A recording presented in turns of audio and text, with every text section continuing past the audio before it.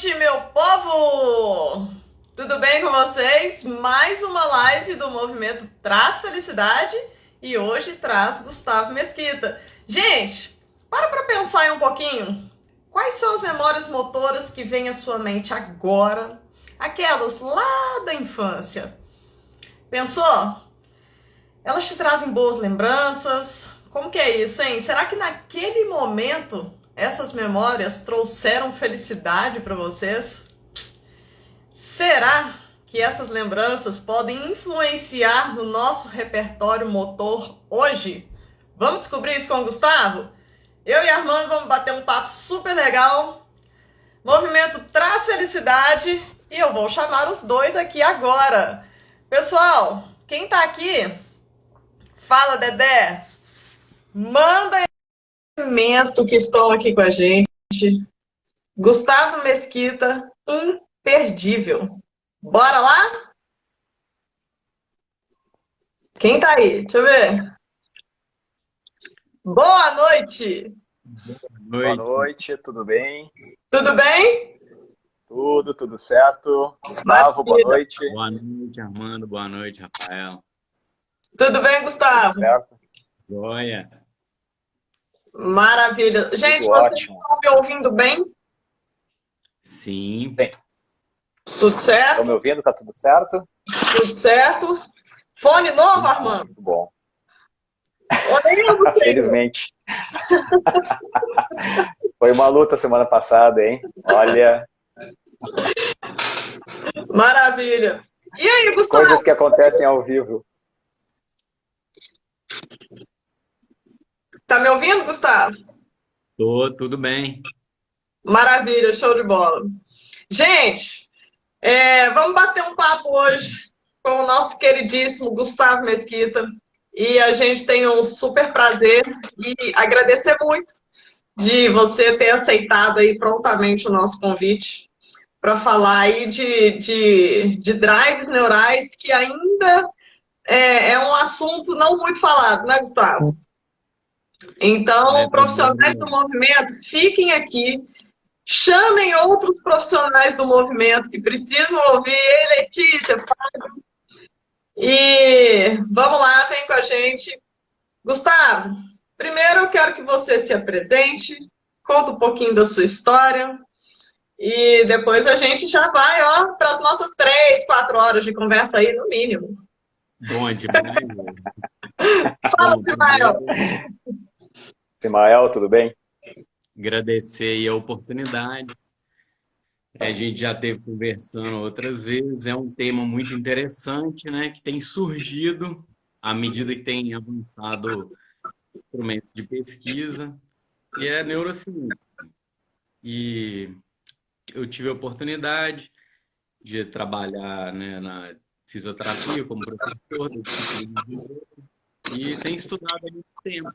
E percebeu durante esse processo que coisas muito valiosas não estavam sendo estruturadas assim, como conhecimento, em ponto de partida.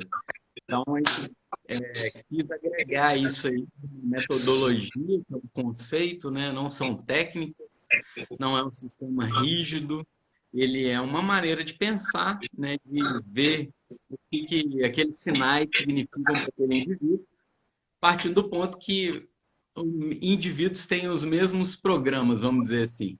Aí a gente pensou, eu sou bem influenciado pela medicina chinesa, e lá na medicina chinesa, quando surgiu todo o processo lá, não existia exame de laboratório, né, esses critérios de avaliação, mas eles precisavam ensinar outro, aquele assim. Então, eles utilizavam de critérios, né, que já existem na literatura. Então, ele observou, por exemplo, que no universo tem o Sol, a Lua, tem a noite, o dia, homem, mulher. Então, ele percebeu que, de alguma forma, existia uma bipolaridade. E essa lei está presente no sistema nervoso central. Basicamente, essa regra de que ele pode estar para cima ou para baixo. E aí, a gente vai usando os termos ali que tem relação com a neurologia para explicar muitas reações, né, do nosso organismo, pensando do ponto de vista motor, são involuntárias mediante a estímulos que não são nocivos. Eu gosto de usar como exemplo a barata, né?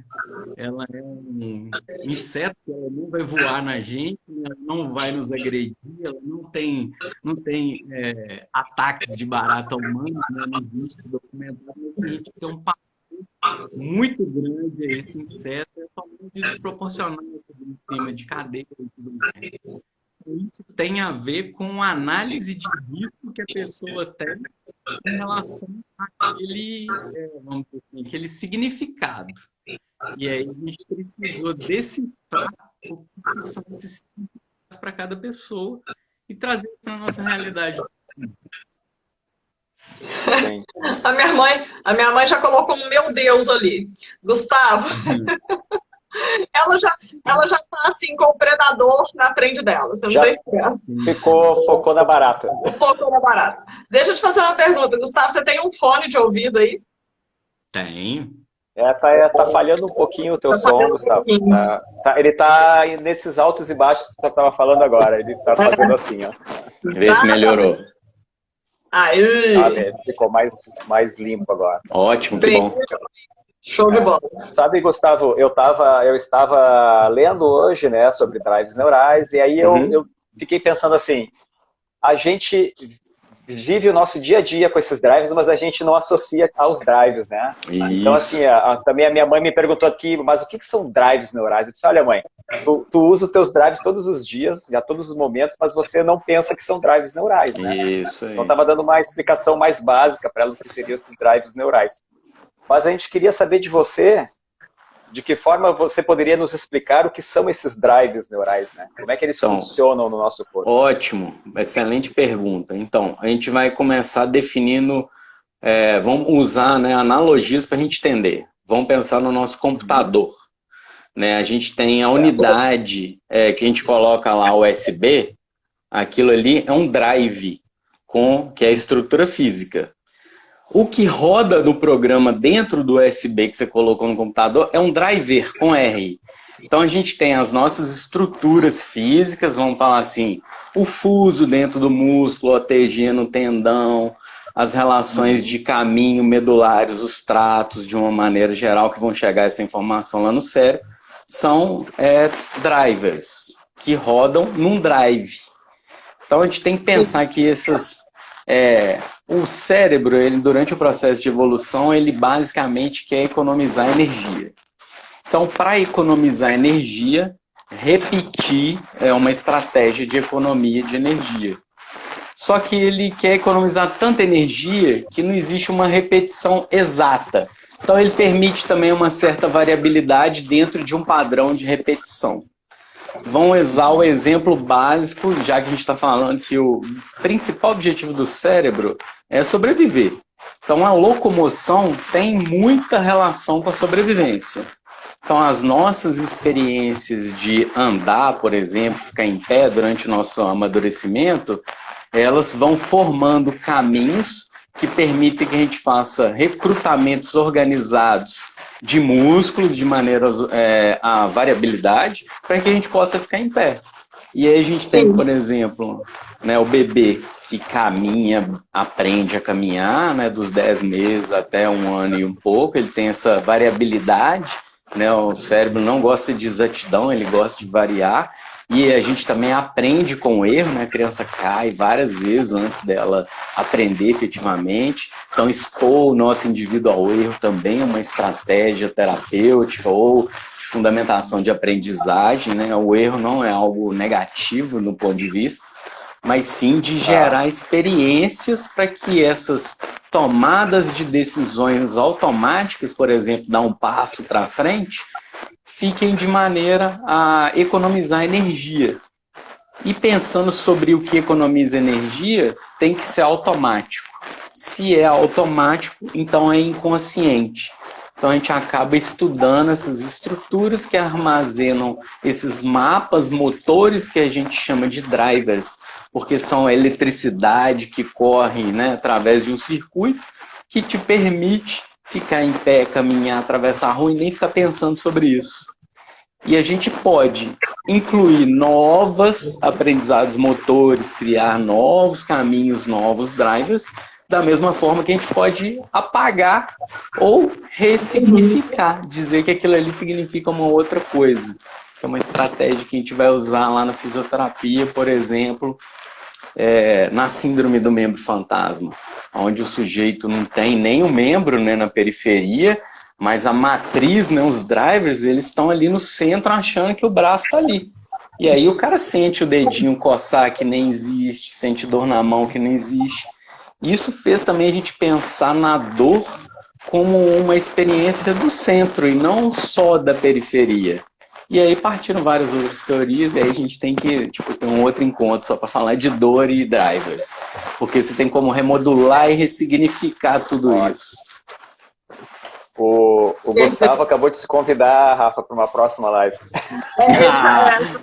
Vou colocar aí, ó, né, cadeira cativa. E a gente bora lá. É ótimo, né? É um assunto bom demais. Ô, Gustavo, eu vou te incomodar só mais um pouquinho. Eu não sei se tem algum fio aí que ele deve estar se esfregando na roupa e está dando um chiadinho. Aí. Boa. Agora, Gu, me conta uma coisa aqui. Esses drives, eles são capazes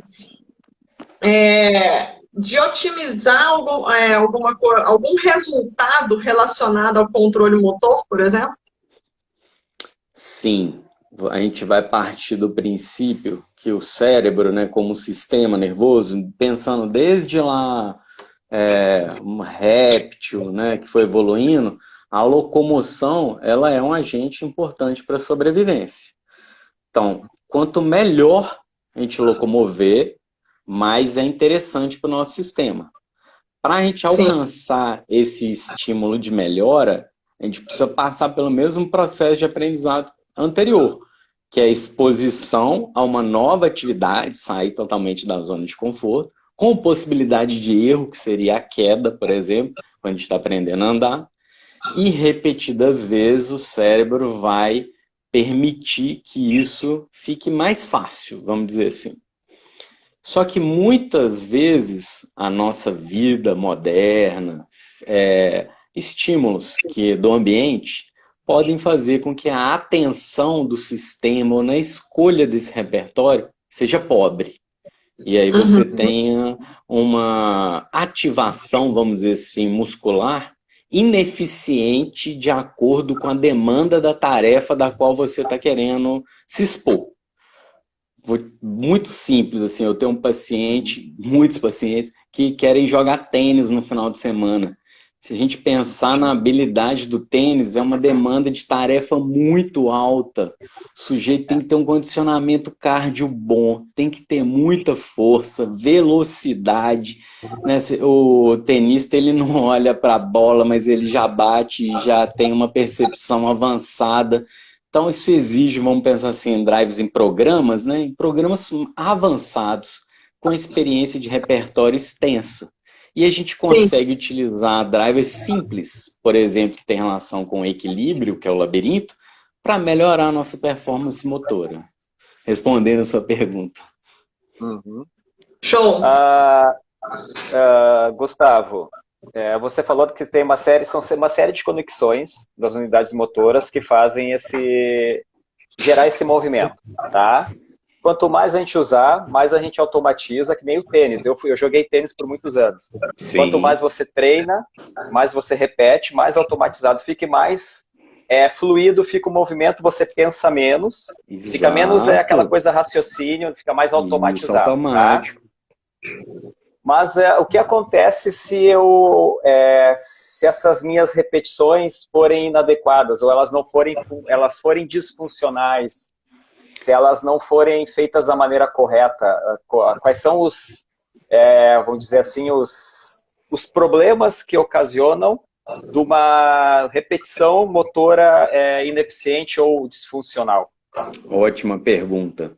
Então, vamos pensar que o sistema ele também tem uma capacidade a se adaptar a um grau de variabilidade. Então, durante um período, mesmo fazendo aquilo de maneira, vamos falar assim, desfavorável, ele vai tolerar um tempo a execução da tarefa de maneira desfavorável. Só que o cérebro, ele gosta de economizar energia, isso é lei do sistema, não tem conversa. Tá lá no alto nível da hierarquia. A gente não pode ver um sofá que a gente já quer deitar. Não, né? Não tem jeito. O sofá puxa, né? O sofá tem que... ele puxa. Exatamente. Então, pensando nessa estratégia, como ele começa a sair muito fora daquele repertório de soluções que ele tem para uma nova demanda, ele começa a usar o custo que ele tem, que é da estrutura que contrai. Então, no primeiro momento, a gente vai ver microlesões a nível muscular e de tendão, e esse micro vai somando, né? Porque a pessoa tem um alto grau de tolerância, né? A gente tolera muito coisa ruim na vida, de uma maneira geral, inclusive dor, né?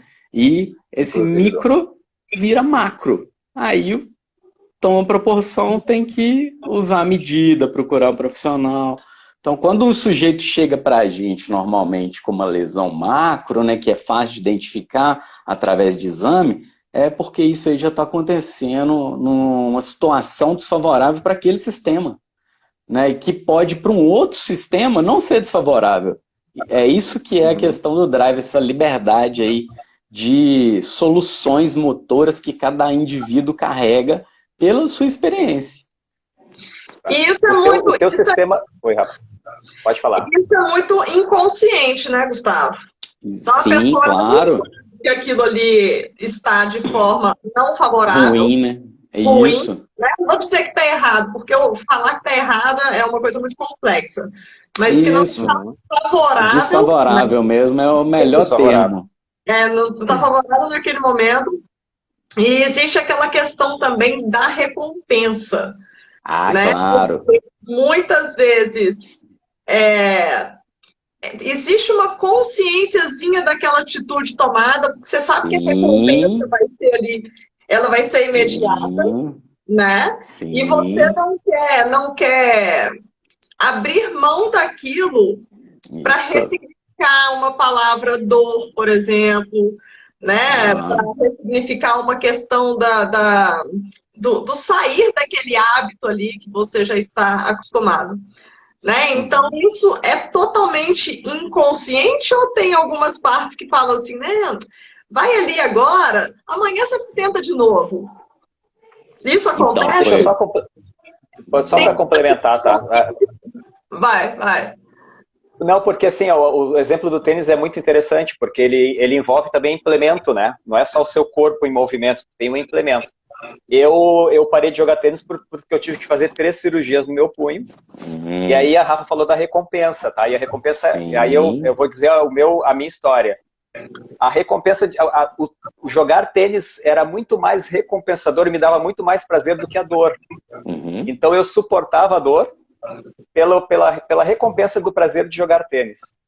Só que até chegar o momento em que a dor se tornou tão grande que me impediu de continuar jogando tênis, né? Só para complementar, para o Gustavo responder a pergunta da Rafa. A pergunta em relação a ressignificar a palavra dor que eu digo, não seria a dor de fato presente ali, a lesão, tá? Entendi. Seria ressignificar no sentido de tá incomodando, por exemplo, eu quero correr, eu sou corredora e eu corro 3 quilômetros e eu quero passar a correr 10.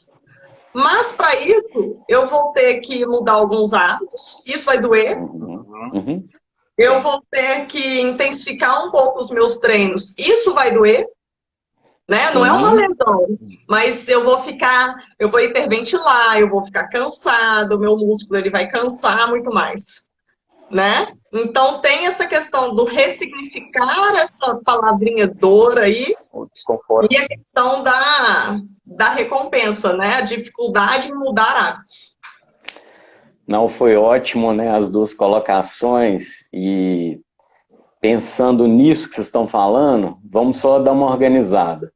Quando a gente está a gente falou da questão do tênis, né? E você está um bom jogador, você gasta pouca energia, você praticamente desenvolve aquela função a nível inconsciente.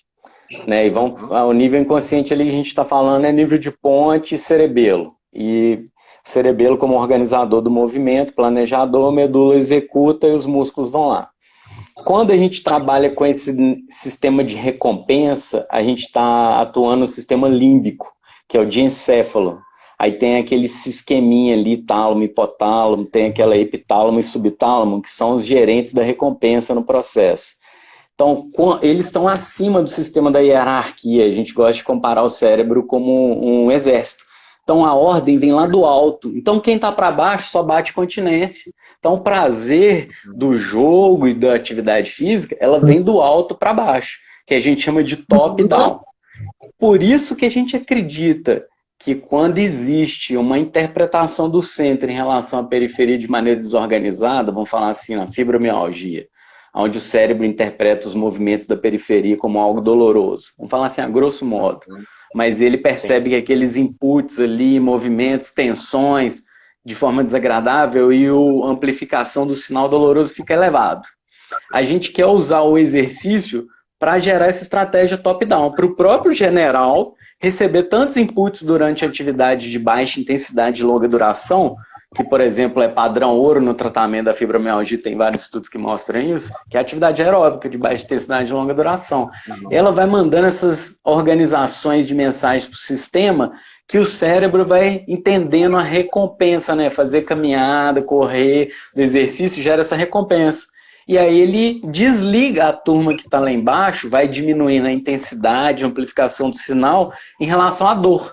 Então o tratamento, a pessoa vai cada semana sentindo menos dor. É um tratamento a médio e longo prazo que trabalha com essa estratégia de recompensa que já é nossa.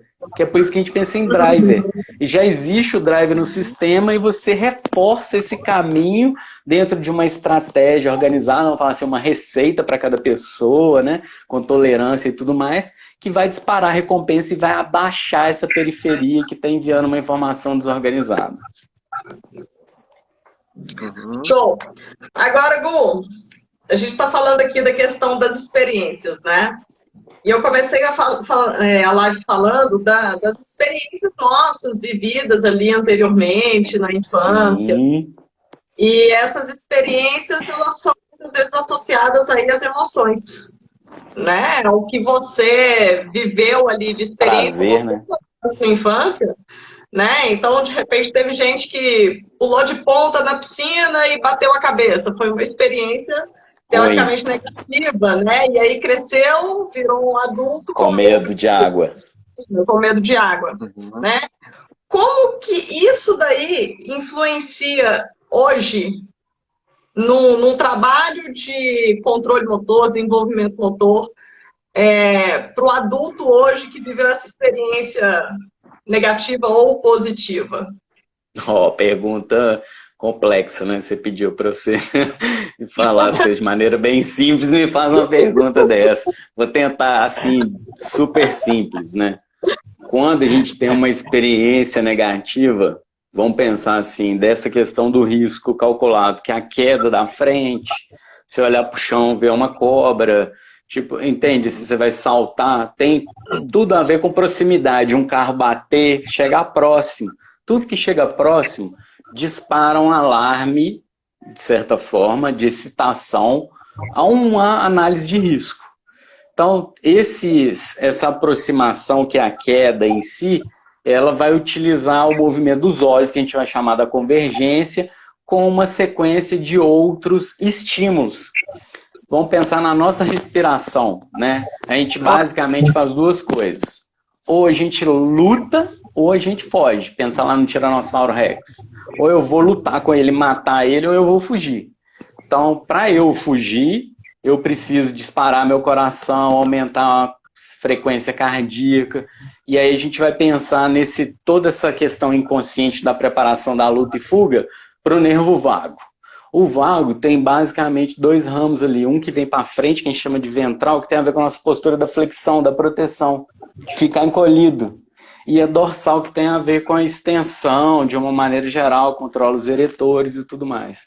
Então, quanto mais eu faço a conversão, mais eu posso estar estimulando o meu vago a agir com medo e repressão, e não movimento, e não escolha de padrões motores, e de congelar o meu repertório, por exemplo, e é aquele momento que você fica sem ação, você não sabe o que vai fazer. A pessoa está caindo, às vezes, na sua frente, você não consegue segurar ela. Então, isso foi uma reação inconsciente, você nem não deu tempo de você pensar, de proteção da aproximação, que tem a ver com os olhos, e aí você diminui por uma excitação de perigo, ou de uma situação de perigo, ou uma análise de perigo, que pode nem existir o perigo, lembra da barata, que ela não oferece perigo, mas existe uma interpretação de perigo, e aí o indivíduo, congela, e aí a gente tem a tendência ao congelamento, a diminuição do repertório e a não execução do nosso potencial motor, de maneira, assim, muito resumida. E esse congelamento também, pensando nesse adulto hoje que viveu essa experiência, esse congelamento também é inconsciente. Isso, ele é inconsciente. E ele fica armazenado na memória como uma opção, né, por causa da emoção. Da mesma... Então, as duas pontas, né? Ficar muito feliz e muito triste.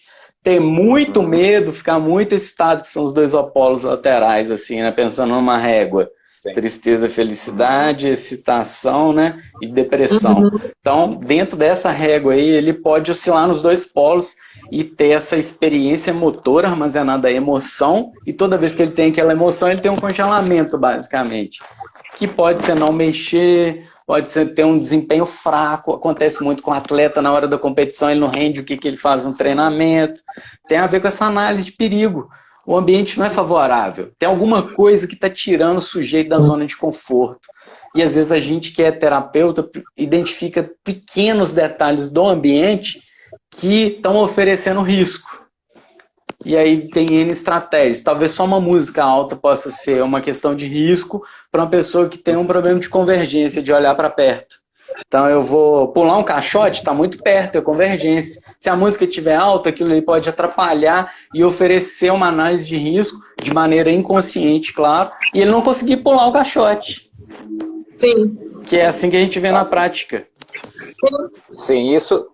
Desculpa, Rafa. Isso é de forma inconsciente, né, Gustavo? Isso. Tá, e conscientemente, de que forma nós podemos reverter esses padrões? Boa, excelente. Boa. Através da porta de entrada master que a gente tem, que é o padrão respiratório, que vai trabalhar justamente essa excitação do nervo vago, abaixando esse nível de alarme de luta ou de fuga. Para a gente mudar o nosso padrão, é como se a gente estivesse mandando uma informação para o cérebro de maneira consciente: tá tudo bem, vamos ficar relaxado, estou em casa, estou tranquilo, não vai acontecer nada, eu vou só pular no caixote, ou não, é apenas uma barata, ela não vai voar em mim, talvez se eu esperar 10 segundos ela vai embora sozinha. Então a gente começa a ter essas relações.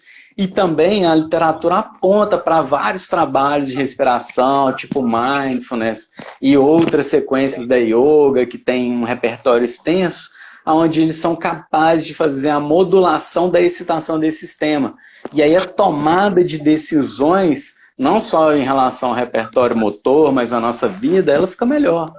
Em 2010, o prêmio de jovem cientista lá nos Estados Unidos foi atribuído a um jovem psicólogo que pegou monges que tinham mais de 40 mil horas de meditação, fez encefalograma neles e aplicou um programinha lá de respostas, que é para saber a sua capacidade de tomada de decisões. Já é um questionário, né, publicado, então é uma metodologia. E aí ele viu que os monges tinham a capacidade de abaixar a onda, né, de entrar num determinado estado de concentração do momento presente, que não é nada não pensar em nada, não tem nada a ver com isso, não. Tem a ver com concentrar tanto no presente que a tomada de decisões dele era muito assertiva. Então os monges tinham uma tomada de assertividade acima de 90%. E os colegas dele, que foram aplicados antes do estudo, o estudo ia durar 2 meses, tiveram a tomada de decisão de 40%, aproximadamente. Os monges ensinaram os alunos a meditar da maneira que eles meditavam. Depois de 2 meses, os alunos tiveram a melhora na tomada de decisão de 40% para 70%. Então, em 2 meses, a gente vê que o padrão respiratório, sem falar assim que uma metodologia é melhor que a outra, mas pensando no estímulo, no input, no driver, que é isso que a gente pensa, muito no estímulo, não de qual estímulo que ele é. Ele é capaz de modular o sistema e você ter uma tomada de decisões mediante aos mesmos estímulos externos, que antes eram excitadores, agora eles podem ser bloqueados, que aí vem a questão da ressignificação, né, daquilo ali não significar mais um estímulo agressivo para o sistema, né, baixa a bola. Nossa, muito legal. Eu tô calada aqui, eu adorei todas essas informações que você fez, com estado de presença, com ressignificar, né? E aí me veio a curiosidade aqui, como que a gente pode, com esse estado de presença, porque eu acredito que muita gente fala assim, vamos falar de atividade física, que é o que a gente fala aqui o tempo todo, né? Muita gente pensa assim, eu nunca vou conseguir fazer isso, eu nasci assim, eu não vou conseguir mudar. Então, isso vem muito da... Eu não tenho coordenação motora. Eu não tenho coordenação motora, né? Tem muita gente que fala isso. Eu falei isso uma vez, sabe, Gustavo? Eu falei isso uma vez com o Armando e acabou minha vida. Eu nunca mais tive sossego. Acabou, sabe? Mas, enfim, e tem muitas pessoas que carregam isso. Eu não consigo. Essas crenças. Assim, né? E a gente sabe que a gente pode ajudar essas pessoas nessa questão do estado de presença, começando muito pela questão da respiração.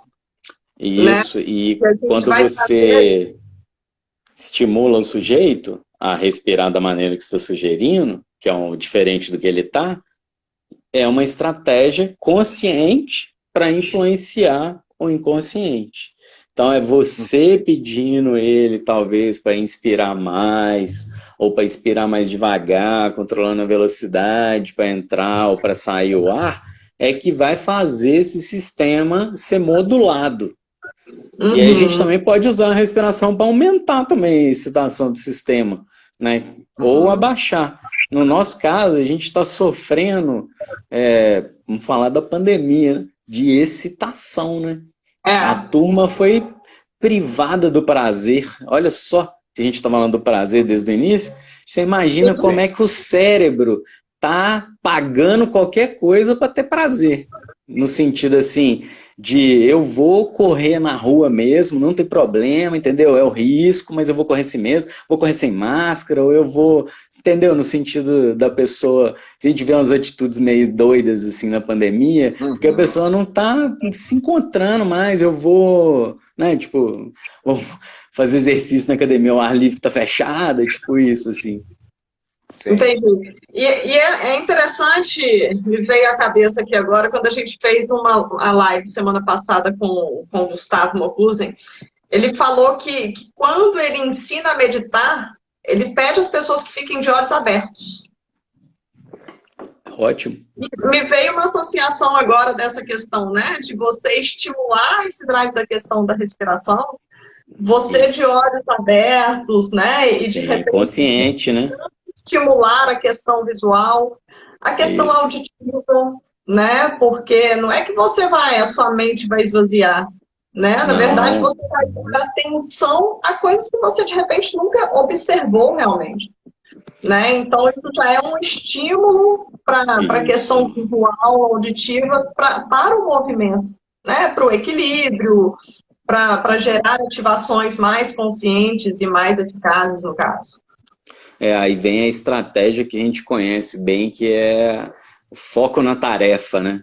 Você solicitar o sujeito para executar uma função com determinado grau de complexidade que retire ele totalmente do automatismo para que aquele informação que você está querendo gerar do ponto de vista motor, ela alcance os centros superiores e traga, né, a organização que você deseja, vamos falar assim. Mas o Gustavo, aí falando nesse sentido, né, de trazer a pessoa para o foco, para a presença e usar o sistema visual, o sistema auditivo para melhorar o movimento, tá? Sim. E aí a gente entra na questão do movimento mais simples para o movimento mais complexo. Né? Se você pega... e aí o grande desafio é você olhar para o sujeito, para o teu aluno, e entender em que momento ele está.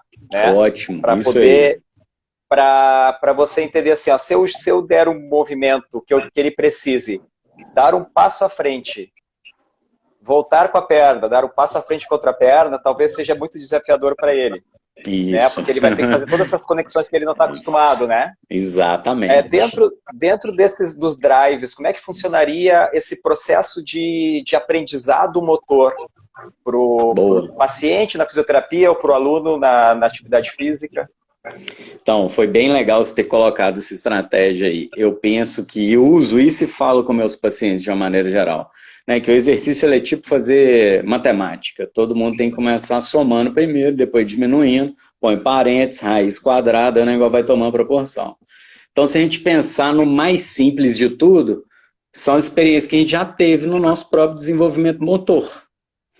Então, as fases do nosso desenvolvimento, que são 3 meses, ficar com os braços para cima e as pernas.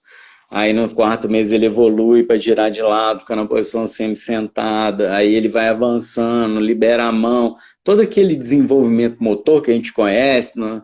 Então a gente usa aquelas estratégias de fase de desenvolvimento motor para remeter o cérebro uma memória que ele já tem e ela não foi armazenada com risco, com uma emoção, né, de, vamos dizer assim, de desconforto.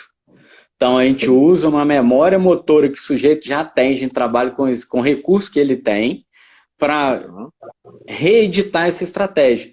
Porque aí, quando ele sai, por exemplo, do assentado para avançar uma perna para frente, ele começa a dominar essa programação, que quando ele ficar em pé, ele vai fazer isso, para ele vai ser mais natural depois de ter tido essa experiência, num nível que para ele não oferece risco. Então, a gente procura... Não existe um método exato para definir isso.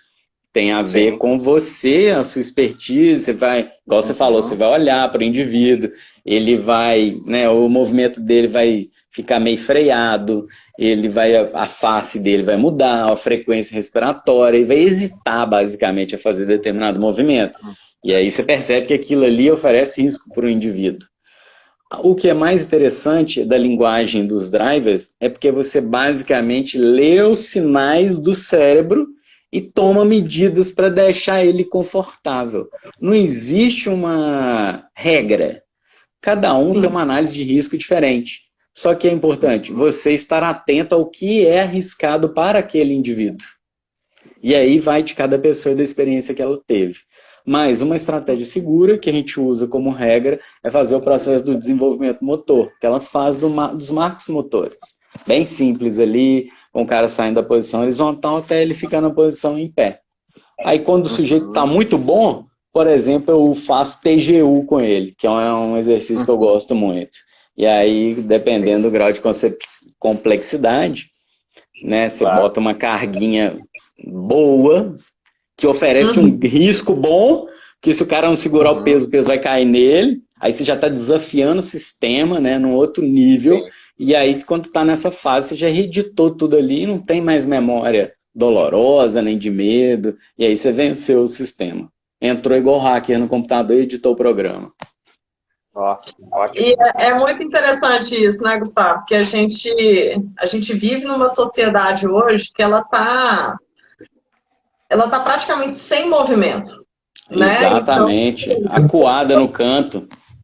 Né? E as pessoas estão ficando analfabetas mesmo. Né? Sem repertório. Sem repertório motor, estão ficando analfabetas mesmo. E eu uso muito essa questão aí que você falou do desenvolvimento motor, dos 3 meses, 6, 9. Isso. Eu uso muito isso dentro do flow. Da proposta do treino. Então é muito interessante a gente observar como que cada aluno ele busca estratégias para passar por aquilo. Claro. Né? E a hora que eu falo com ele assim, falo, olha, você veio disso. Você fez isso quando criança, você precisou fazer isso. Aham. Aí a pessoa para pensar e fala, nossa, É mesmo. caramba, é mesmo. E agora tá tão difícil. Você vê pessoas Isso. novas com dificuldade de levantar do chão. Sim. Você vê pessoas com dificuldade de usar os pés, né? Que estão guardados aí dentro de sapatos e tênis. Parece mais uma nave espacial, né? Do que de fato. Prisão. Parece uma prisão, sapatos altos e tal. E as pessoas esquecem como que é importante usar os pés durante a atividade física, né? Sim. Pensando ali só no que está externo. Eu quero mostrar um peitoral bonito, eu quero ter um bumbum bonito, mas não sabe o tamanho da importância dos pés, das mãos, como garras das mãos também. né? Então, Isso. e a gente precisa entregar isso para esses profissionais também, que levem isso cada vez mais para os alunos. Claro. Né? Não só a busca pela estética aí, constante e a todo preço, e esquecer aí do que é básico, né? Porque a gente está voltando com a galera do básico. É isso. Você pode falar, Amanda.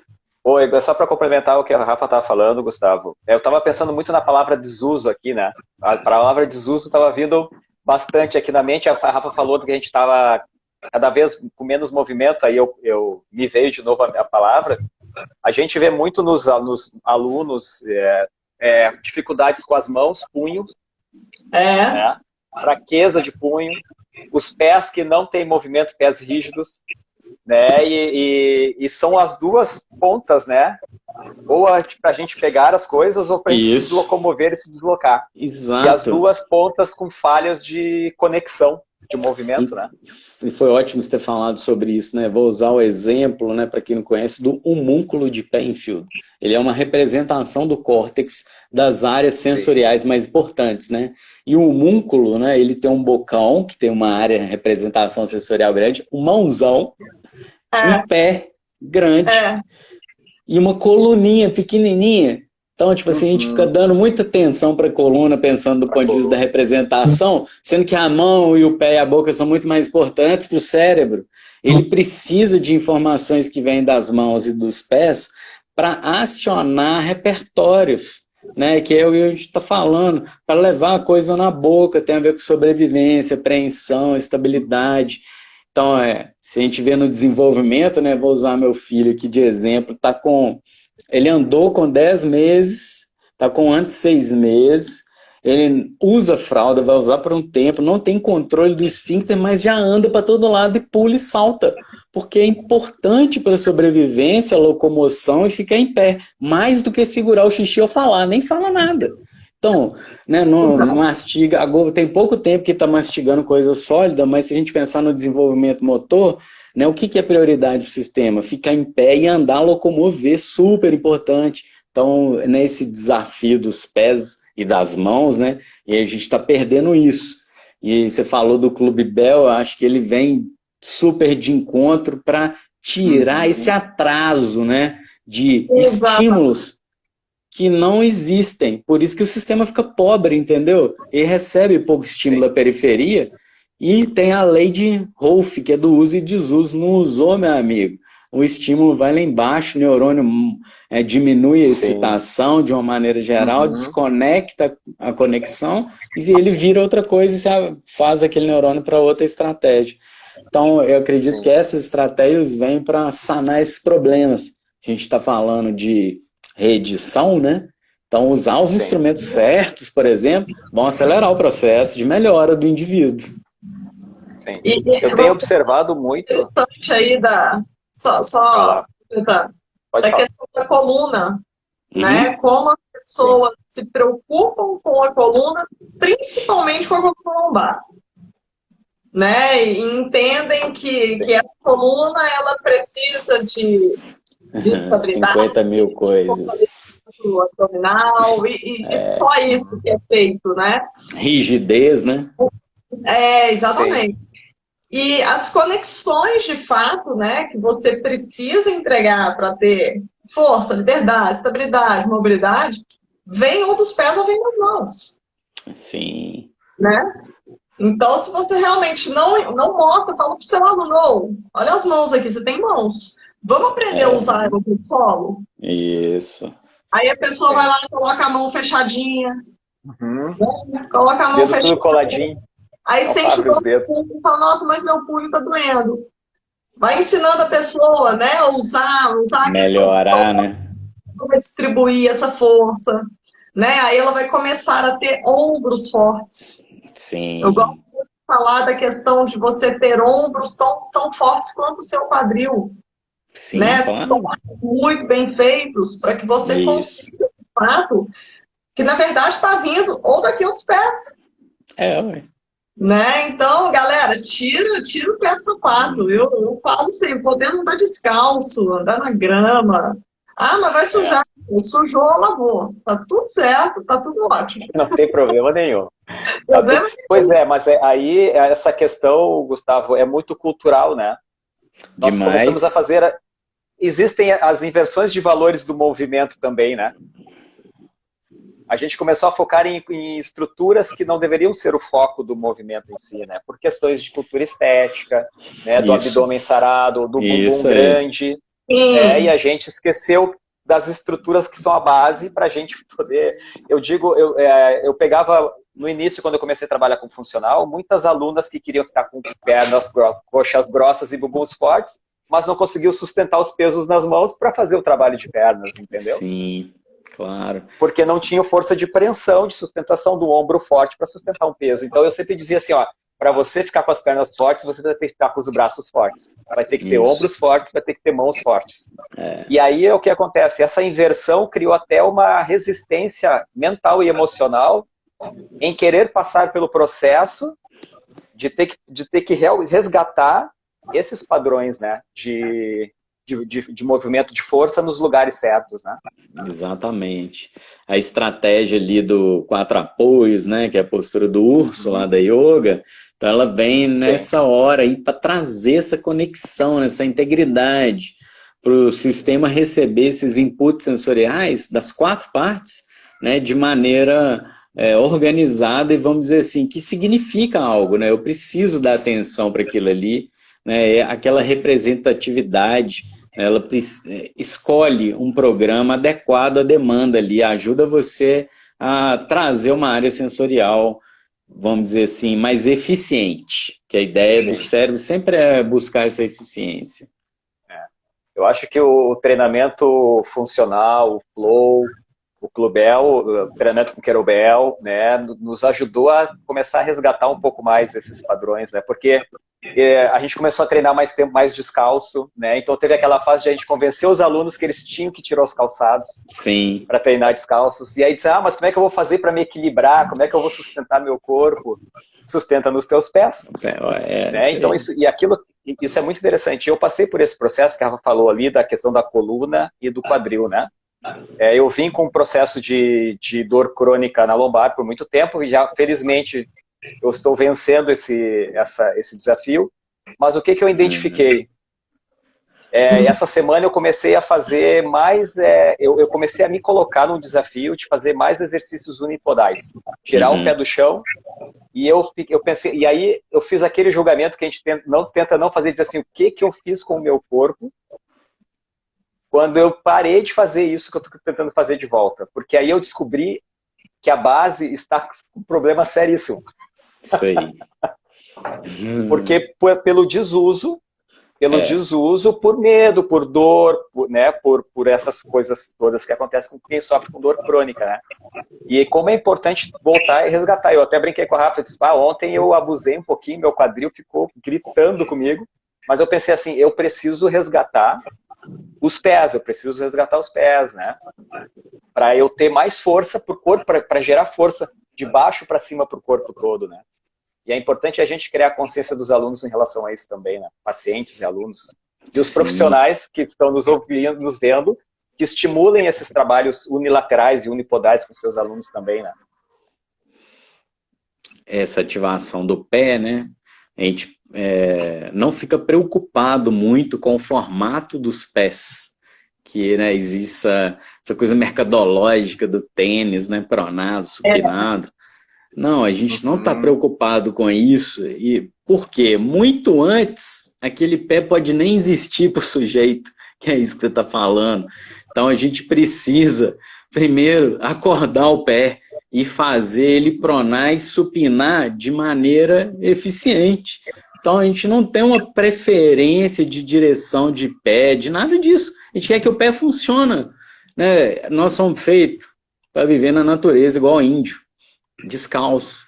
Então, se a gente pensar na natureza, ou se você andar aqui em Minas Gerais, é puro pedregulho, né? Você vai visitar serras aí, se você for descalço, você vai ver que seu pé vai pronar e imediatamente vai supinar na próxima rocha, na próxima andada. Então, o nosso pé, ele é feito para aceitar graus de deformação de 8 a 80, vamos dizer assim. Então, você tem que ser capaz de reagir ao estímulo. E, infelizmente, na nossa sociedade, a gente está perdendo essa capacidade de reagir a determinados estímulos.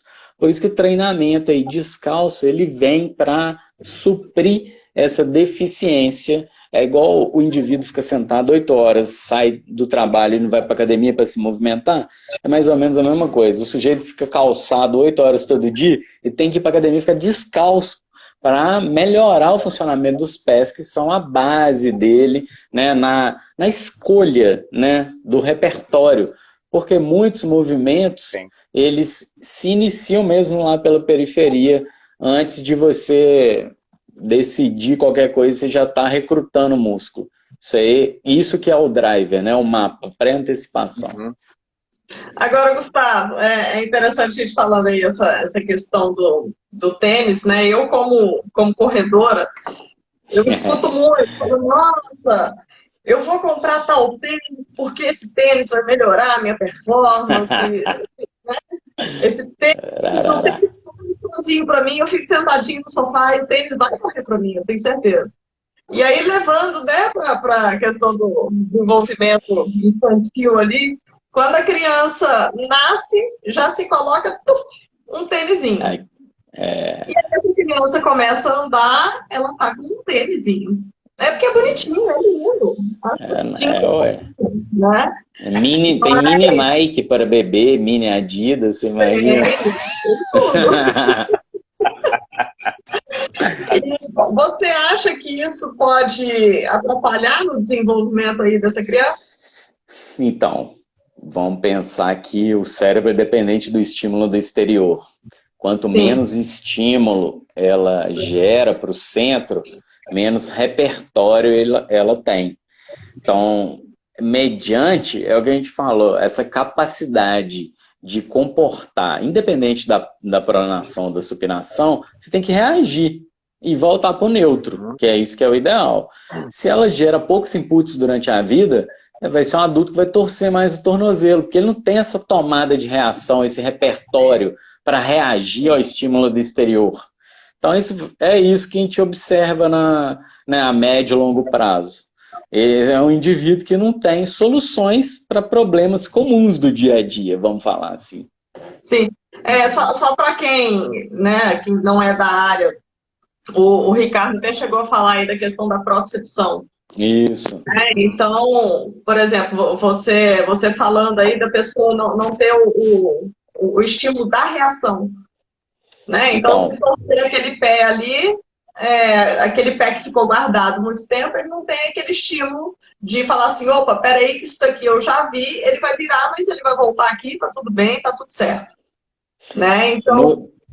Entre os metatarsos, os pés, né, os ossos do pé, tem um ligamento transverso do metatarso.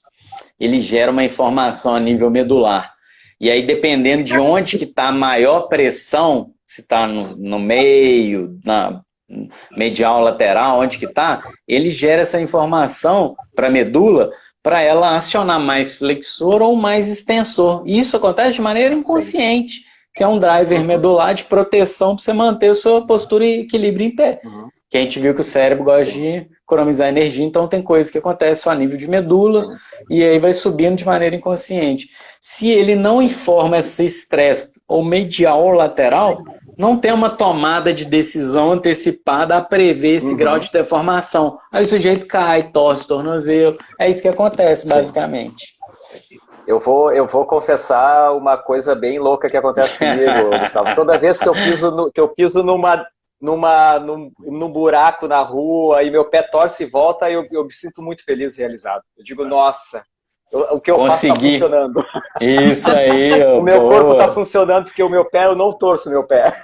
Ótimo, seu tempo de reação está ajustado. Eu fico assim, nossa, que sensacional isso. Olha como funciona esse pé. Isso, e é um controle automático, né? Depois que você corrigiu, que você falou, ó, reagi, que beleza! Reagiu, eu digo, olha, que sensacional. Esse programinha aí é maneiro. Nossa, essa é maneira, demais, é demais. Teve uma corrida que eu fiz, que eu fui cortar caminho, aí eu passei pela grama, e tinha um buraco nessa grama. Gustavo, eu não sei, acho que foi Deus, acho que não foi meu pé, não foi drive neural, não foi nada, porque o meu pé virou de uma forma, e eu voltei a correr, nada aconteceu. Meu corpo, ele deu um rebolation, assim, eu falei, caramba, no meio da corrida eu continuei pisando, assim, de leve, falei, não, deve ter envolvido aqui alguma coisa. Mas, né, foi bom. O trabalho feito, né? Todo foi um bom sinal. Treinamento, assim, é interessante a gente ver isso na prática, né? E aí eu fico pensando, né, Gustavo? Nós, como profissionais, né, a gente fala muito de exemplos nossos e a gente, teoricamente, sabe o que fazer. Né? Existe um problema, a gente busca solucionar, a gente busca fazer. E tem as pessoas que realmente não sabem o que fazer. Né? Ah, peraí que eu vou dar um estímulo aqui, eu vou fazer um trabalho respiratório com os olhos abertos, vou entrar aqui num estado de presença, às vezes a pessoa nem sabe o que é isso. Né? Então, sempre que possível, né? Se pega essa live, manda para, né, para quem não é da área, para quem não, para outros profissionais que estejam aí a fim de entender o que é essa questão do drive neural relacionada à emoção, relacionada às experiências que a gente entrega para os nossos alunos, né? Fala um pouquinho do que é a experiência que a gente entrega em relação até mesmo à cura e medo do movimento. Bom, primeiro, né, pegando o gancho que você está falando, a gente tem um curso que é uma formação onde a gente não ensina técnica, a gente estimula as pessoas a aprenderem um raciocínio, né, onde todos os indivíduos são diferentes, eles podem, como o Armando falou, em determinado momento, né, a gente vai tirar uma fotografia de um filme, a gente entende que o negócio é dinâmico, mas a gente precisa daquele momento para estabelecer um baseline, para a gente partir de um ponto de início, estabelecer metas curtas, e a gente ensina as pessoas a identificar de maneira mais fácil, com o objetivo de acertar, aumentar a assertividade, portas de entrada que a gente sabe que vão ajudar o indivíduo a melhorar a performance. A gente sabe também que a performance tem relação com isso que a gente chama de análise de risco. Então, uma análise de risco, que normalmente é inconsciente, ela prejudica o desempenho. E essa análise de risco tem a ver com essa baixa de repertório motor.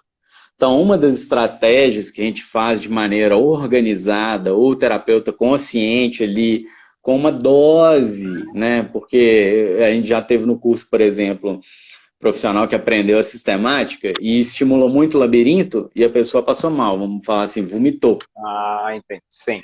Então, é importante você ter uma consciência dos estímulos que vocês estão gerando, da quantidade, do trabalho que você vai fazer com aquele indivíduo no médio, no longo prazo, onde a gente remete ele a experiências motoras. A gente está falando basicamente de um roteiro do desenvolvimento motor, que é comum a maioria das pessoas como experiência, com incrementação de atividades que tem foco na tarefa, que tem a ver com a correção que a gente quer aplicar no sistema, que a gente viu que ele está recebendo pouca informação. Ele não está sendo, vamos dizer assim, rico em chamar a atenção do cérebro. O cérebro não está prestando atenção naquilo que está acontecendo. Então, a gente faz estímulos conscientes em áreas que normalmente o estímulo é inconsciente. Aí o cérebro fala, ué, tem alguma coisa de errado. E aí ele desvia o foco da atenção para aquilo ali e se conecta com a tarefa que a gente está fazendo, que aí a gente está chamando de aumentar a presença do sujeito para aquilo que ele está fazendo.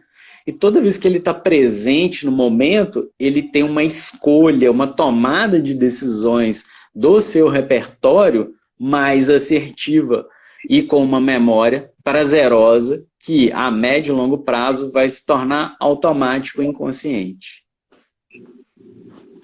Esse é o teu curso, Gustavo. É o curso que você está desenvolvendo, né? Então, já tem data, quando tiver data nos avisa, que tiver disponível, comunica. Nós vamos disponibilizar o início desse processo do raciocínio num curso 1, que vai ser online, onde as pessoas vão ter acesso a essa teoria de base. E elas vão ser convidadas a fazer workshop prático, para a gente treinar a prática e essas experiências motoras. Então a gente percebeu que era necessário deixar a teoria um pouco de fora da prática, em um lugar onde a pessoa pudesse assistir os módulos quantas vezes ela quisesse.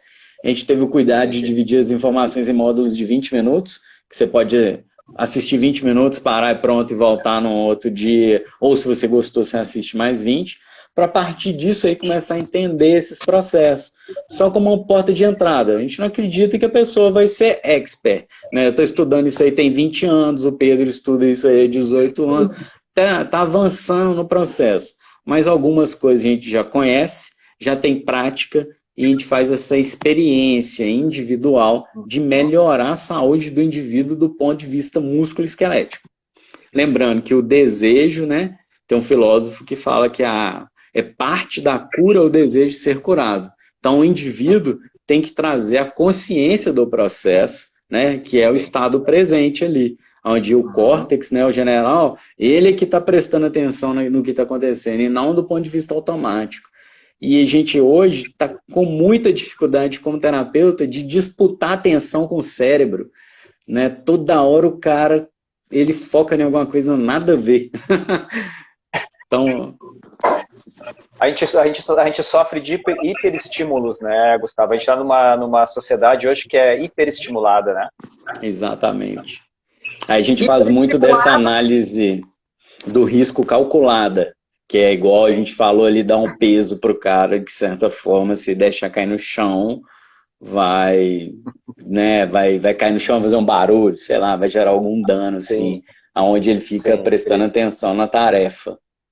Essa hiperestimulação pode associar muito a questão da multitarefa, né? Isso, então, do mundo moderno, né? Multitarefa. Tem gente que acha assim, não, eu consigo fazer várias coisas ao mesmo tempo. Eu vou treinar aqui, eu vou assistir televisão, eu vou ler um livro, eu vou olhar aqui o celular rapidinho. E tanto atividade, as pessoas entendem que talvez a atenção não seja tão necessária ao movimento. Né? É necessário a hora que ele está lendo um livro, a hora que está lendo um programa importante, e de repente fala assim, não, o movimento eu vou achar aqui, e tem que ter esse foco na tarefa também, porque senão amanhã vai ter que voltar naquela mesma informação, e amanhã vai ter que ir de novo. E a Raquel, eu vou, Rafa, eu vou além até nessa tua questão. Dentro do próprio treino, a pessoa tem que voltar no exercício, porque ela não lembra mais que exercício ela fez. Exato, exatamente. Então, o que tem que fazer agora? É bem assim, o que tem que fazer agora? Dá ali 3 movimentos. Vamos supor, 3 movimentos básicos, que a pessoa já conhece. Raquel. Raquel maravilhosa. Mas ela não consegue focar a ponto da gente não ter que ficar repetindo a todo momento. E demonstrando novamente. Demonstrando. Sim. Né? E aí, ao invés da pessoa evoluir de um treino para o outro, no outro treino você tem que repetir a mesma coisa, a mesma informação de base, que não tem jeito de não ser falado. Né? Então, foco no movimento. Foco e atenção no movimento, né? Rafa, nós estamos com o nosso tempo. Eu queria fazer uma pergunta só uma perguntinha para o Gustavo, se for possível. Gustavo, a gente conversou outro dia, nós tivemos aquela conversa outro dia, né, para a gente se conhecer melhor, e aí você falou uma coisa muito interessante que ficou na minha cabeça. Eu até quando eu fiz a chamada para a live, eu falei sobre isso. diferença entre eu fazer uma atividade no ambiente interno, ou seja, por exemplo, dentro do meu quarto, eu treinar aqui dentro do meu quarto, ou eu pegar e ir para o jardim, treinar no jardim. Qual a diferença para o cérebro e para o corpo em relação a treinamento interno e treinamento externo? Ótima pergunta. Vamos voltar lá naquela lei inicial, né? O cérebro, ele é dependente de estímulos do exterior. Né? Pensando no nosso processo de desenvolvimento do próprio cérebro, a gente tem, vou falar de um sistema único aqui, que é a questão, né, do bulbo olfativo, que gera uma informação, tá logo aqui na nariz, ó, pum, vai direto no cérebro, ele não passa por lugar nenhum filtro. Então a questão do cheiro, ele é uma informação muito importante da nossa memória. Então, se eu sair do meu estúdio e treinar num lugar onde tem cheiro de grama, ou vai chover, eu sinto aquele cheiro de poeira molhada, ou eu sinto um cheiro determinado de eucalipto, entendeu? Ou eu sinto cheiro do animal que está aqui perto de mim fazendo exercício. Isso tudo remete o cérebro mais estímulos. Ele presta muito mais atenção na execução da tarefa pela quantidade de estímulos, pensando na mudança da luminosidade, dos barulhos que são diferentes do lado direito e do lado esquerdo. Né? Nós somos feitos para viver igual índio na floresta. Imagina na floresta o tanto de estímulo que tem, e todo dia a floresta muda. Uma folha mudou de lugar, né? Caiu uma árvore. Então a gente nunca está no mesmo ambiente da floresta que é igual. Nosso cérebro, ele é dependente também dessa mudança dos estímulos para a gente nos orientar, partindo de um princípio que existe um drive que tem relação com a nossa sociedade, por exemplo, que é os neurônios espelho, onde toda vez que a gente encontrar, eu vou lembrar de você, você vai lembrar de mim, nós vamos conversar sobre a mesma coisa, mas os nossos cérebros ainda vão ser dependentes de estímulos de mudança do exterior, para aumentar a nossa percepção em relação ao próprio movimento. Então, um treino ao ar livre, caminhadas prazerosas, sair com o animal, correr, talvez ao redor da cidade, isso tem um efeito positivo do ponto de vista de aumentar a sua energia, de dar uma regulada no seu sistema, de abaixar o cortisol, que é o hormônio do estresse, de melhorar essa excitação do nervo vago, que está te colocando num estado de luta e fuga, onde está gastando muita energia de uma maneira geral, está demorando a dormir, não pensa, né? Fica pensando nos problemas antes de dormir, não tem um sono revigorante. Tudo isso é muita excitação do sistema. Então a gente precisa baixar um pouco essa excitação. E esses estímulos do ambiente, eles já fazem parte da nossa memória e eles normalmente estão associados ao prazer. Então a gente faz uma atividade que é associada ao prazer. Isso aí potencializa os efeitos regulatórios do nosso sistema. Que a gente quer ficar regulado, nosso corpo quer ir para a homeostase o tempo inteiro. Quer ficar bom, normal, ótimo. Eu não vou dar conta, eu vou ter que fazer outra pergunta, só um segundinho. Sim. Depois eu vou fazer a pergunta do Simael rapidinho aqui. Tá, pô, fica à vontade. A questão do visual, né? O que acontece? Hoje ficamos em frente a computadores, celulares, o online veio muito forte, né? Muita convergência. E aí as pessoas estão com a visão cada vez mais voltada para telas e telas e telas, né? Mais um motivo para o treinamento externo, né? Para ampliar esse campo visual. Isso aí. Tudo bom. Tá. Pode fazer. O Semael perguntou, aqui ó, no caso, no treino com idosos, que pesquisadores indicam em treinar contando os meses ou imagens. Sairia do foco? Qual seria a intenção disso? Então, no caso dos idosos, eles viram que existia uma associação de aumento da atividade neuronal quando eles faziam esse tipo de estratégia, que era falar sobre coisas que eles já sabiam. Então, eles, tipo, vamos falar, falava meses, ou números, ou nome de filmes, ou de músicas, de coisas que já remetem à memória. Eles conseguiriam aumentar a excitação do sistema e isso se manifestava através de melhora do desempenho motor. É uma estratégia que foi publicada. Também existem outros estudos que mostraram que determinadas músicas, tipo rock and roll, aumenta o desempenho do indivíduo no estado de estafa, que ele está cansadão. Se ele começa a escutar o rock and roll, aquele estímulo ali para o sistema excitatório, e ele acaba o final ali mesmo sem ter reserva nenhuma. Então é isso que é interessante, né? A riqueza do drive que a gente falou no início. O mesmo estímulo pode significar uma excitação para um ou uma depressão para o outro. Não necessariamente o estímulo ele é igual para todo mundo. Mas se a gente pensar, né, na música, a gente sabe que música, até lá na Suécia eles usam essa estratégia, né? As vacas leiteiras, a determinado momento, escuta ópera. E elas têm uma produção aumentada de leite. Por isso que os caras fazem isso. Não é apenas, né, uma visão filosófica romântica. Eles viram que tocar lá uma determinada música em determinado horário aumentou a produção lá em X%. Isso aí tá documentado na literatura. Então, o estímulo, ele aumenta a excitação. E pensando no indivíduo idoso, ele já está com baixa excitação, né? O cérebro, ele está, vamos falar assim, cansado, né? Ele está querendo diminuir a excitação. Então, para ter um bom desempenho, você precisa aumentar a excitação do sistema. Para subir. Isso, espero ter respondido. Tanto que o fone de ouvido, né, para corredor, né, corredor atleta de elite, não pode. Sim. Né? É considerado como se fosse um doping ali, né? Então, o corredor de elite, ele não pode usar fone de ouvido, por exemplo. Não sabia disso. Não pode. O amador tudo bem. O amador tá ali por ele, né? Mas elite não. Rafa, são 9h10. Oh. Eu anotei aqui, ó. A gente tem que chamar o Gustavo de novo para conversar sobre dor e sobre música. Bom demais. Porque acho que as duas coisas até combinam, vão ter uma boa combinação aí para uma próxima conversa. A música, né, de vibração, nervosa. Isso, lógico, nossa, né? Tem assunto aí a valer. Eu posso fazer pergunta, produção? Pode fazer isso que eu te sugeri. Gustavo, a gente tem uma pergunta especial para ti, Gustavo. Para os nossos convidados.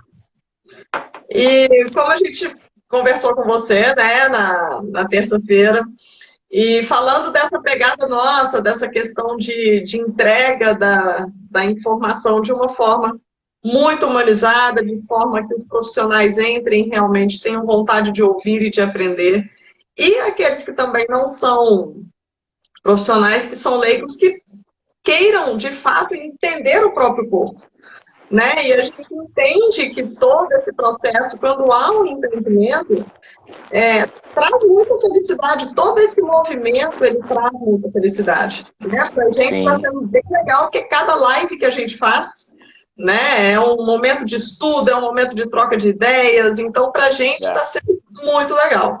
Então, esse movimento, né, que a gente faz nas lives, ele traz tamanha felicidade né? No movimento do corpo.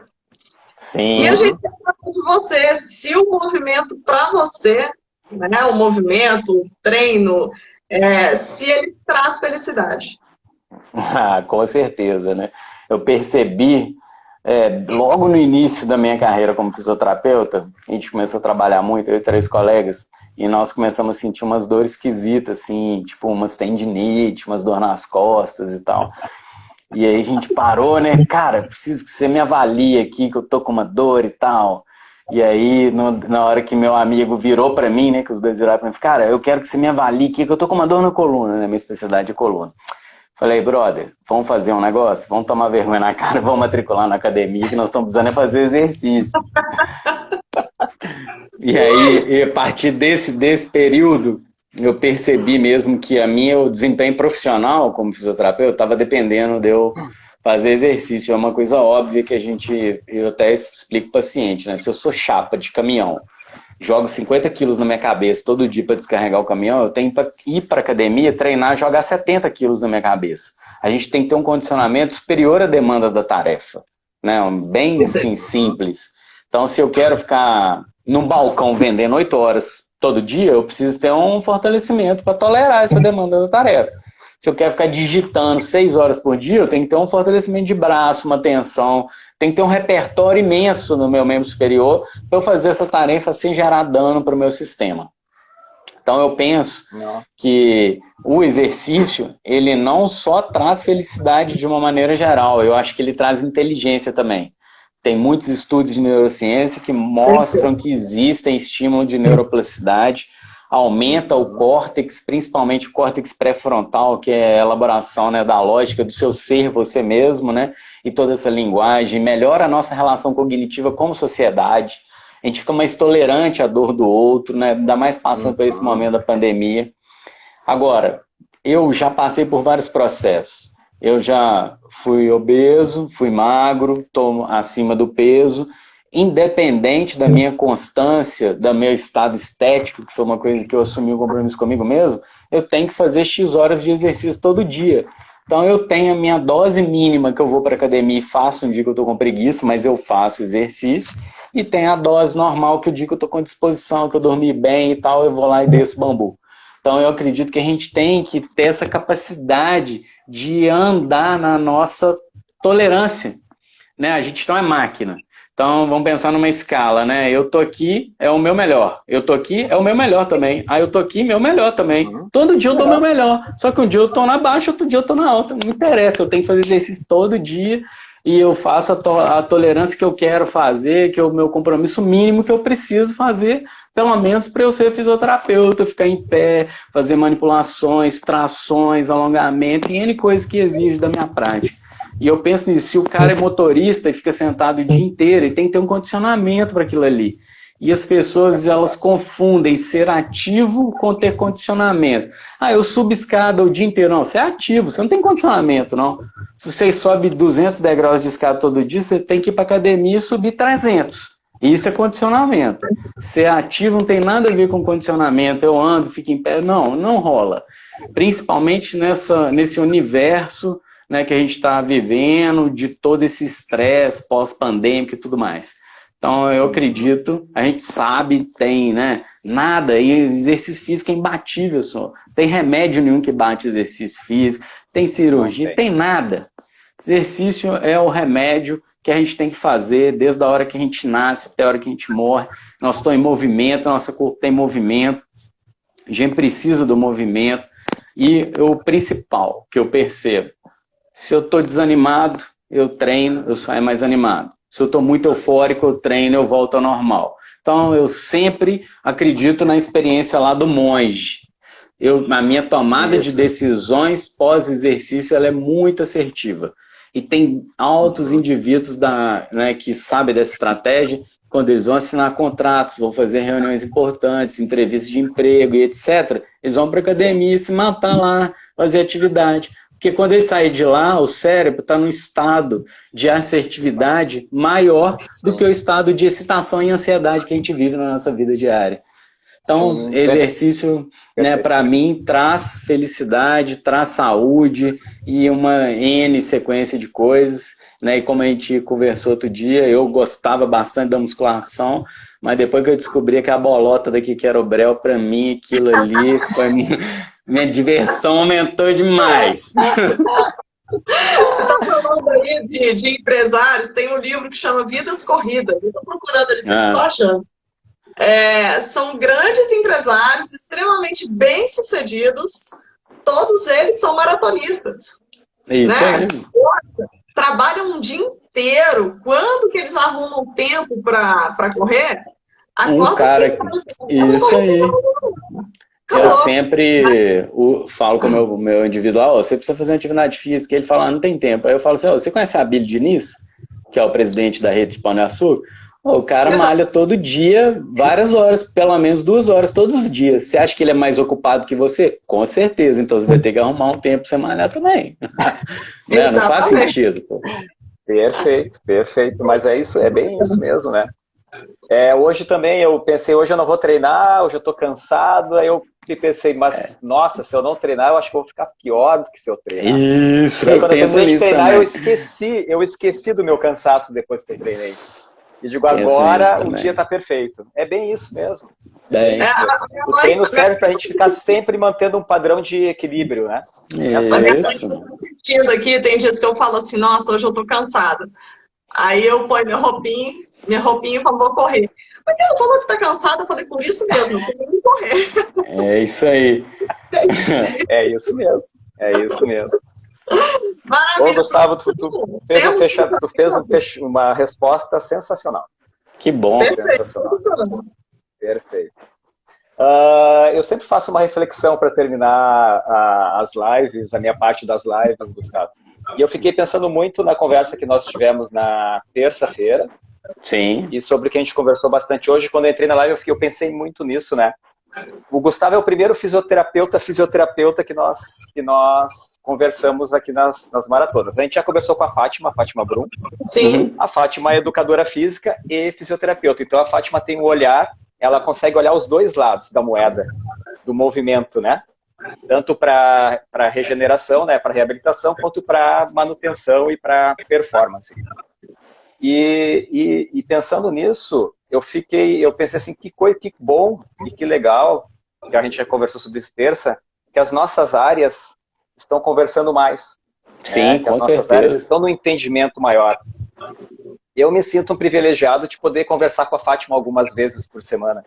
Né? E a Fátima, ela quebrou essa barreira na cabeça dela. Ela não tem fisioterapia e educação física, entende? Sim. Para ela, tá tudo é uma mistura, tudo converge um para o outro, né? Sim, sim. E eu acho que, claro que tem coisas que nós estudamos, que os fisioterapeutas não estudam, que os fisioterapeutas estudam, que nós não estudamos.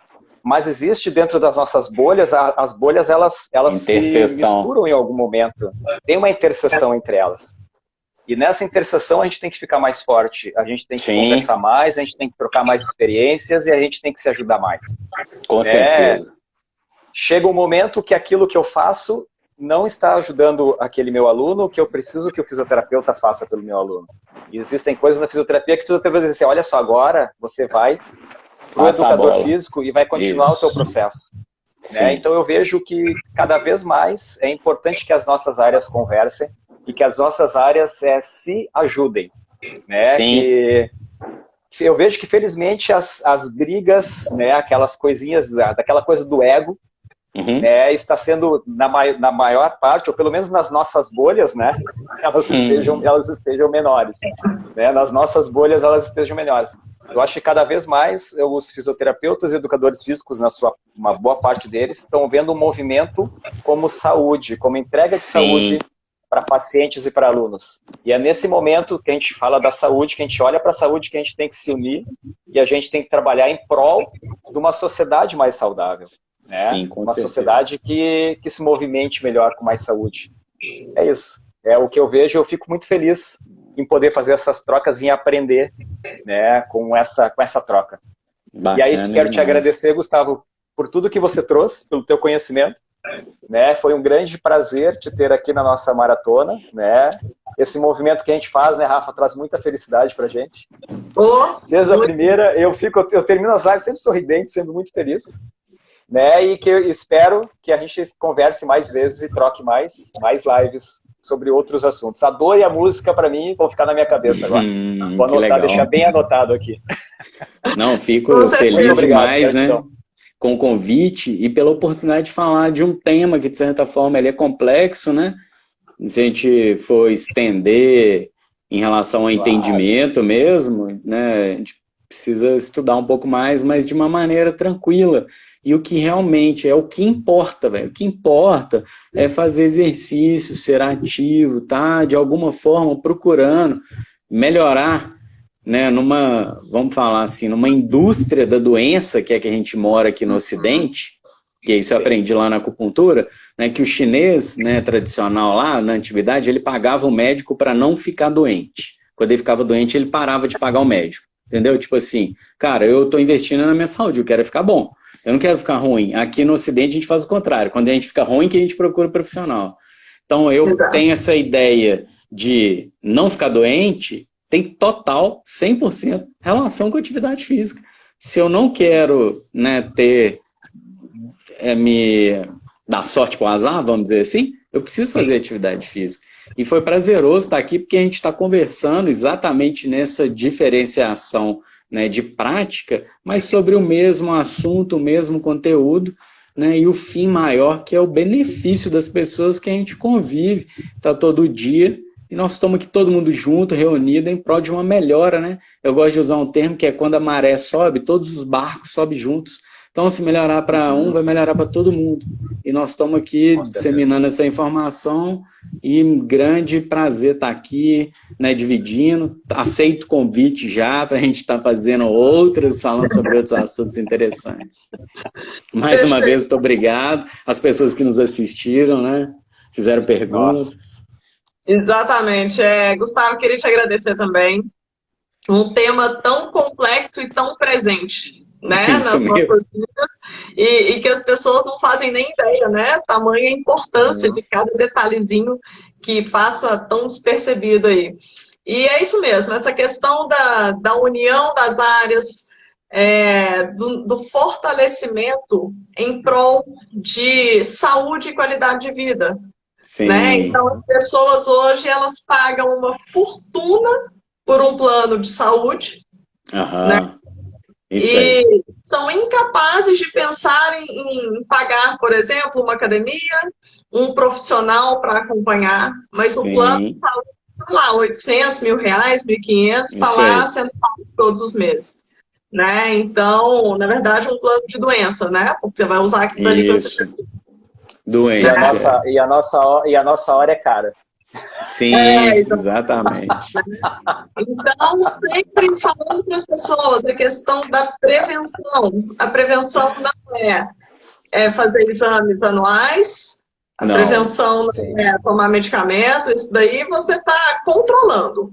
Você está controlando alguma dor, está controlando ali através de exames, tá tudo bem, colesterol tá legal e tal, vou sentar aqui e vou ficar quieto. Não. Você precisa prevenir, né? E daí você vai ganhando longevidade, funcionalidade e qualidade de vida. Então, pessoas que estão nos assistindo, cobrem dos seus profissionais. Cobrem mais dos profissionais que vocês estão contratando. Né? Entenda quem é esse profissional, qual é a busca dele. E profissionais, a gente precisa mudar o comportamento para entregar saúde. Porque se a gente entrega estética, a gente não vai vender saúde nunca, a educação física vai ter sempre aquela visão do reducionismo, né? Reducionismo. Pessoas, muitíssimo obrigada, Gustavo. Muito Valeu. obrigado. Prazer te receber. Viu? Valeu. Deixa a gente informada aí em relação ao seu curso. Pode deixar, por favor. A gente divulga ele aí para você também nas nossas redes, tá bom? Joia. Todo mundo que acompanhou, Gustavo, produção. Muitíssimo abraço. Vamos pensar a longo prazo. A gente vai envelhecer um dia, a gente quer chegar lá, então a gente tem que chegar com saúde. Vamos envelhecer, vamos morrer com saúde, né, meu povo? Melhor. Vamos morrer com saúde. Melhor ainda. Perfeito. Gente, muito obrigada. Valeu, gente. Um abraço. Gustavo, valeu, obrigadão. Valeu, pessoal que está assistindo. Obrigado. Até mais. Foi um prazer, mais uma vez. Tchau. Beijos e abraços. Tchau, gente. Até. Beijo.